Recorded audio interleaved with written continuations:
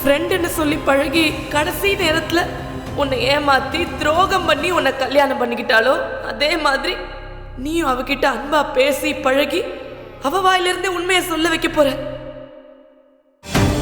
அதானே உன் பிளான? ஏன்னா எனக்கு நிச்சயமா தெரியும் நீ சிந்துவை ஒரு நாள் உன் மனைவியா ஏத்துக்க மாட்டேன்னு.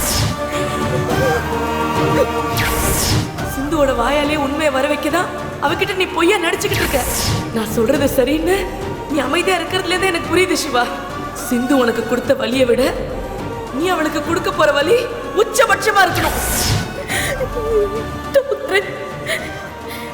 நீ என்கிட்ட அன்பா பாசமா பழகுனதெல்லாம் என்கிட்ட இருந்து உண்மையை வர வைக்கிறதுக்கு தானா? உன் மனசை மாத்திடலான்னு நினைச்சேன். இப்பதான் எனக்கு புரியுது என்னால உன் மனசை மாத்த முடியாது.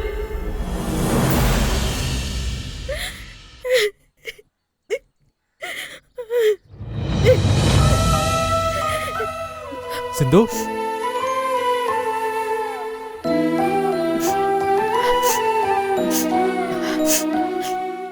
வா டாக்டர்.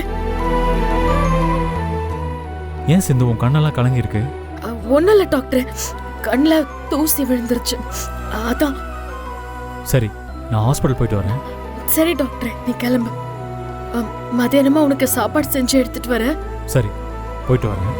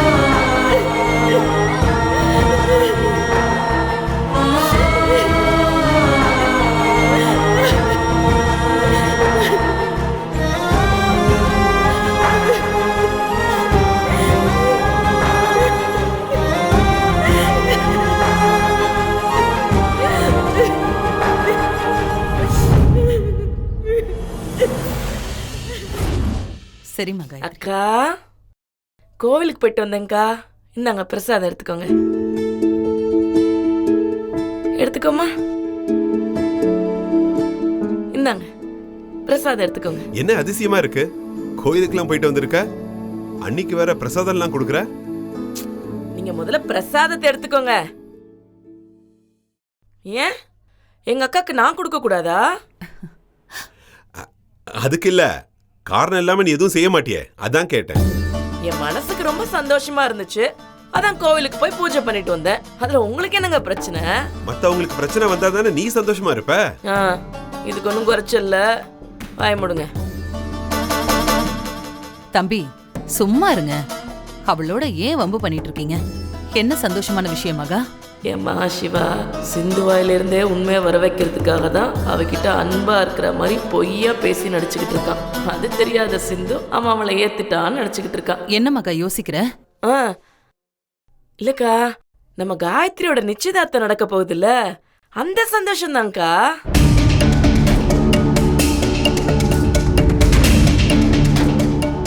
இத்தனை வருஷமா அவளோட கல்யாணம் தள்ளி போய் இப்பதானே எல்லாம் கூடி வருது. அதான் சாமி கிட்ட போய் காயத்ரி பேர்ல ஒரு ஸ்பெஷல் அர்ச்சனை பண்ணிட்டு வரேன். காயத்ரி பாத்தியா, ஓ மகா சித்தி உனக்காக கோயிலுக்கெல்லாம் போய் வேண்டிட்டு வந்திருக்கா. ஓ மக காயத்ரிக்கு கல்யாணம் நடக்கும், ஆனா அது என் தம்பி எசக்கியோட தான் நடக்கும். அத்தை சொல்லுமா. இன்னைக்கு ராத்திரி என் கூட காலேஜில் படித்த ஃப்ரெண்ட்ஸ் எல்லாம் ஒன்றா மீட் பண்ண போகிறாங்களாம். என்னையும் வர சொல்லியிருக்காங்க. என்னால் அவங்கள அவாய்ட் பண்ண முடியல. நான் போயிட்டு வந்துட்டுமா? எங்கம்மா போகணும்? புதுக்கோட்டை வரைக்கும் போகணும். அவ்வளோ தூரம் போகணுமா? ராத்திரின்னு வேற சொல்றேன். சரிம்மா, நீ போயிட்டு வா. தேங்க்ஸ் அத்தை. பைரவி, ஆ? ஆனா ஒண்ணுமா, நீ தனியாலாம் போக கூடாது. ஆறுமுகத்தை கூட்டிட்டு தான் போகணும். அவரு வேலையா இருப்பாரு, நானே போயிட்டு வந்துடுறேன் அத்தை. இல்லம்மா, உன்னை கூட்டிட்டு போறதை விட அவனுக்கு அப்படி என்ன வேலை? நீ அவனுக்கு ஃபோன் பண்ணு, நானே பேசுறேன். இல்ல இல்ல, நானே போய்க்கிறேன் அத்தை. இல்லம்மா, உன்னை தனியாலாம் அனுப்ப முடியாது. ஆறுமுகத்தோட போறதுன்னா நீ அந்த ஃபங்க்ஷனுக்கு போ, இல்லைன்னா போக வேண்டாமா. நீ ஆறுமுகத்தை கூப்பிட்டு பாரு, அவன் கண்டிப்பா வருவான். அவன் வரலன்னா நீ என்கிட்ட சொல்லு, நான் பேசுறேன். நானே அவர்கிட்ட பேசிக்கிறேன். பைரவிக்கு ஆறுமுகத்தோட சேர்ந்து போகணும்னு விருப்பம் இல்ல, தனியாவே போகணும்னு நினைக்கிறா போல இருக்கு. என்னடா நீ இன்னும் வாயை திறக்கலன்னு பாத்துக்கிட்டு இருந்தேன். பைரவிக்கு ஆறுமுகத்தை பிடிக்கலன்னு யார் சொன்னது? அவங்க 2 பேரும் பிரியமா தான் இருக்காங்க. நீ போய் உன் வேலையை பாரு. ஏங்க, அவங்க 2 பேரும் பிரியமா இருந்தா எனக்கு சந்தோஷம் தாங்க. என்னமோ நான் அவங்க 2 பேரும் பிரியணும்னு ஆசைப்படுற மாதிரி பேசுறீங்க.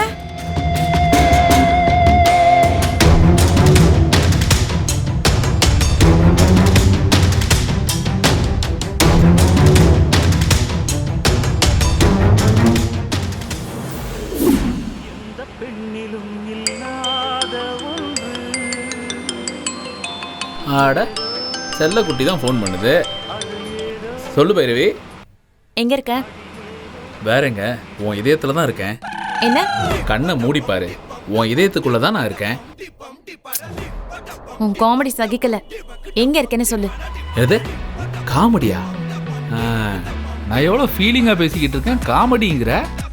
மண்ணாங்கட்டி, எங்க இருக்கேன்னு சொல்லி தொலை. உரம் வாங்கிட்டு வயக்காட்டுக்கு போய்கிட்டு இருக்கேன். நான் ஈவினிங் ஒரு ஃபங்க்ஷனுக்கு போகணும். என்ன ஃபங்க்ஷன்? என் கூட காலேஜில் படித்தவங்க எல்லாம் ரீயூனியன் ஆகுறோம். அதுக்கு நான் கண்டிப்பாக போகணும். தாராளமாக போகலாமே. எத்தனை மணிக்கு நான் வரணும்னு மட்டும் சொல்லு, மாமா அப்படியே பறந்து வந்துடுவேன். சரி, ஈவினிங் 6 o'clockலாம் வீட்டுக்கு வந்துடு. சொல்லிட்டல்ல, 6 மணிக்கு டான்னு ஆறுமுகம் அங்கே இருப்பான். ம். அப்புறம் உன் பழைய ஃப்ரெண்ட்ஸ் எல்லாம் மீட் பண்ண போறியே, ஏதாவது கிஃப்ட் எதை நான் வாங்கிட்டு போகணுமா சொல்லு, நான் வாங்கிட்டு வந்துடுறேன். அதெல்லாம் எதுவும் வேண்டாம். சரி சரி சரி. ஃபங்க்ஷனுக்கு நீ என்ன ட்ரெஸ் போட போற? அதையே நீ கேட்குற? இல்லை, நீ சொன்னேன்னா அதுக்கு மேட்சிங்காக கரெக்டாக நானும் போட்டு வருவேன்ல, அதனால தான் கேட்குறேன். அதெல்லாம் ஒன்றும் தேவையில்லை. நீ காலேஜ்குள்ளெல்லாம் வர வேண்டாம்.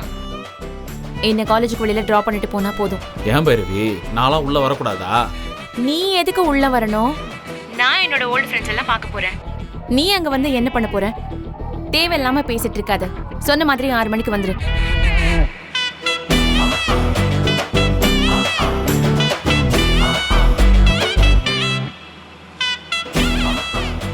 ஏன் நம்மளை காலேஜுக்குள்ளே வரக்கூடாதுன்னு சொல்கிறா? ஒரு வேளை நான் வேட்டி செட்டில் வருவேங்கிறதுக்காக சொல்கிறாளோ? பைரவி, நீ ஒன்றும் கவலைப்படாத. சாயந்தரம் போட்டு சூட்டு கண்ணாடின்னு போட்டுக்கிட்டு உன் ஃப்ரெண்ட்ஸ் எல்லாம் அசந்து போகிற மாதிரி அப்படியே கெத்தாக வந்து நிற்கிறேன் பார். பார்த்து நீயும் அசந்து போக போகிற.